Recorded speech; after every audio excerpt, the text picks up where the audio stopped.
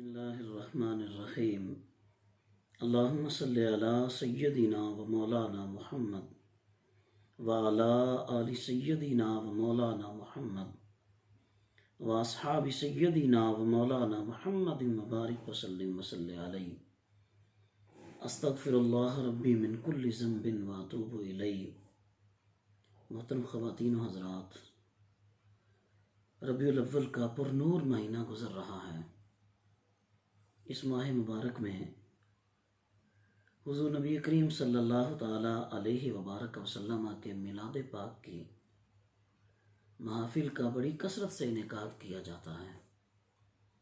حضور صلی اللہ علیہ وسلم کے ذکر پاک کی مجلسیں سجائی جاتی ہیں۔ حضور نبی کریم صلی اللہ تعالی علیہ وسلم کی سیرت مبارکہ کی کانفرنسز کا انعقاد کیا جاتا ہے۔ گویا کہ ہر مسلمان حضور سرور کونین صلی اللہ علیہ وسلم سے اپنی محبت اور اپنی وابستگی کا اظہار کرتا ہے۔ ہر شخص کا اظہار کا طریقہ مختلف ہے۔ ہر فرد کی حضور نبی کریم صلی اللہ علیہ وسلم کے ساتھ وابستگی اور محبت کا انداز جدا ہے، لیکن جس کے دل میں ایمان ہے اس کے دل میں یقیناً اللہ کے حبیب صلی اللہ علیہ وسلم کی محبت ہے۔ اس لیے کہ اس محبت کے بغیر تو انسان کا ایمان ہی اسٹیبلش نہیں ہوتا۔ ایمان اس وقت مکمل ہوتا ہے کہ جب انسان اللہ رب العزت کے محبوب صلی اللہ علیہ وسلم سے محبت کو حرز جاں بناتا ہے۔ ناظرین، اس سب کچھ کے باوجود بلا شبہ یہ ساری چیزیں اپنی جگہ پہ برحق ہیں، لیکن حضور نبی کریم صلی اللہ تعالی علیہ وبارک وسلم کے امت پر کچھ حقوق بھی ہیں۔ تو جو شخص حضور نبی کریم صلی اللہ علیہ وسلم کے ان حقوق کو ادا نہیں کرتا وہ حق تلفی کر رہا ہے۔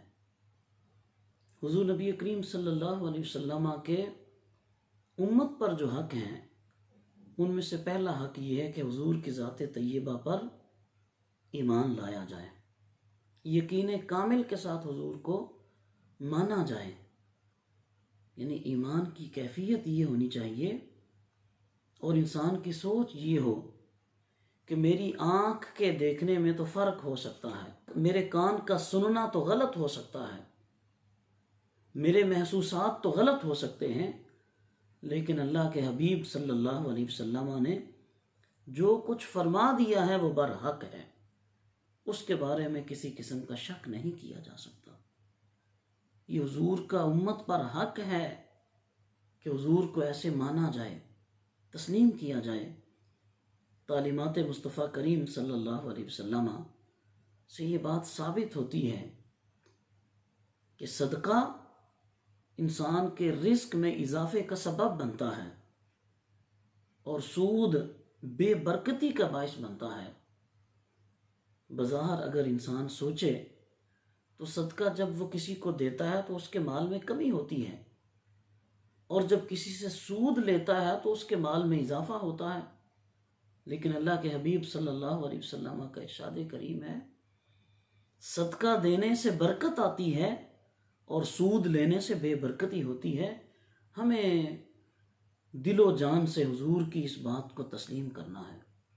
حضور نبی کریم صلی اللہ علیہ وسلم نے جو احکامات ہمیں دیے ہیں من و ان ان کو تسلیم کرنا یہ امت پر حضور کا حق ہے۔ امت پر حضور کا دوسرا حق یہ ہے کہ حضور نبی کریم صلی اللہ علیہ وسلم سے ٹوٹ کر محبت کی جائے، کائنات کی ہر چیز سے بڑھ کر حضور سے محبت کی جائے، حضور کی محبت کو ہر چیز سے فوقیت دی جائے۔ لا یؤمن احدکم حتی اکون احب الیہ من والدہ وولدہ والناس اجمعین۔ کریم آقا صلی اللہ علیہ وسلم ارشاد فرماتے ہیں جب تک میں انسان کے لیے اس کے والدین، اس کی اولاد اور اس کائنات کے تمام انسانوں سے بڑھ کر محبوب نہ ہو جاؤں تو اس وقت تک انسان کا ایمان مکمل نہیں ہوتا۔ وہ حضور سے محبت کرنا یہ امت پر حضور کا حق ہے۔ اور اس کے بعد تیسرا حق ہے کہ اللہ کے حبیب صلی اللہ علیہ وسلم کا احترام کیا جائے، تعظیم اور تکریم کی جائے۔ وَتُعَزِّرُوهُ وَتُوَقِّرُوهُ، حضور کی تعظیم کرنا بھی لازم ہے، آپ کی توقیر کرنا بھی لازم ہے، اور آپ کا احترام کرنا یہ امت پر حضور کے حقوق میں سے ایک حق ہے۔ اور اللہ تبارک و تعالی اپنے پیارے محبوب صلی اللہ علیہ وسلم کی بارگاہ میں آنے کے اپنے بندوں کو آداب سکھا رہا ہے۔ یا ایھا الذین آمنوا لا ترفعوا اصواتکم فوق صوت النبی، اے ایمان والو جب میرے محبوب کی بارگاہ میں آؤ تمہاری آواز حضور کی آواز سے بلند نہیں ہونی چاہیے۔ صحابہ کرام علیہم رضوان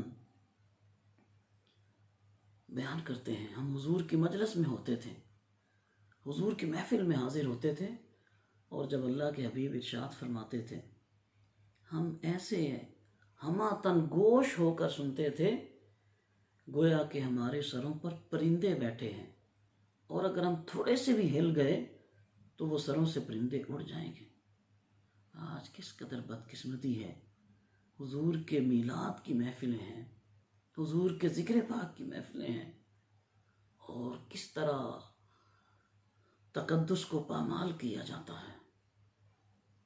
جس جگہ پر محفل ہوتی ہے عموماً مسجدوں کے تقدس کا خیال نہیں رکھا جاتا، شور شرابہ کیا جاتا ہے، ہاتھ اوپر کر لو، ہاتھ نیچے کر لو، اتنی اونچی بولو، اتنی اونچی بولو۔ کیا یہ حضور کے میلاد پاک، ذکر پاک کی محفل کے آداب کے منافی نہیں ہے؟ اللہ کے حبیب صلی اللہ علیہ وسلم کے ذکر کے آداب کے خلاف نہیں ہے؟ اللہ اکبر۔ لا ترفعوا اصواتکم فوق صوت النبی یا ایھا الذین آمنوا لا تقدموا بین یدی اللہ ورسولہ، اللہ اس کے رسول سے آگے نہ چلو، آگے چلنے کی کوشش نہ کرو۔ اللہ تبارک و تعالی خود آداب سکھا رہا ہے کہ تم میرے محبوب کی بارگاہ میں آؤ تو بیٹھو کیسے، بات کرو تو تمہارا انداز کیا ہونا چاہیے، اگر راستے میں اکٹھے چلنا پڑے تو تمہارا چلنے کا انداز کیا ہو، اور کبھی حضور کو مخاطب کرنا پڑے، بلانا پڑے تو اس کا انداز کیا ہو۔ لا تجعلوا دعاء الرسول بینکم کدعاء بعضکم بعضا، حضور کو ایسے نہ بلاؤ جیسے آپس میں ایک دوسرے کو بلاتے ہو۔ یہ کریم آقا صلی اللہ تعالی علیہ وسلم کے جو امت پر حقوق ہیں ان میں سے ایک حق ہے کہ حضور کا احترام کیا جائے۔ حضور نبی کریم صلی اللہ علیہ وسلم کے امت پر جو حقوق ہیں ان میں سے ایک حق ہے حضور کی اطاعت و فرما برداری کرنا، یعنی کسی معاملے میں اپنے آپ کو حضور کی تعلیمات کے خلاف نہ لے کر جانا، کوئی عمل حضور کی تعلیمات کے خلاف نہ کرنا، کسی بھی معاملے میں اپنی رائے کو ترجیح نہ دینا۔ فلا وربک لا یؤمنون حتی یحکموک فیما شجر بینہم، اے محبوب یہ بندے تو اس وقت تک مومن نہیں ہو سکتے جب تک آپس کے معاملات میں آپ کو حاکم اور فیصل تسلیم نہ کریں۔ ہمارے ہاں نکاح کے معاملات، طلاق کے معاملات، وراثت کی تقسیم کے معاملات، اور زندگی کے نجی اور اجتماعی معاملات، ان تمام معاملات میں حضور کی اطاعت ہم پر لازم ہے۔ حضور نبی کریم صلی اللہ علیہ وسلم کے حقوق میں سے ایک حق یہ ہے کہ آپ کی اتباع کی جائے۔ قل ان کنتم تحبون اللہ فاتبعونی، کہ انسان اگر چاہتا ہے کہ اللہ کی رضا اس کو مل جائے، اللہ کی محبت مل جائے، حضور کی اتباع کریں۔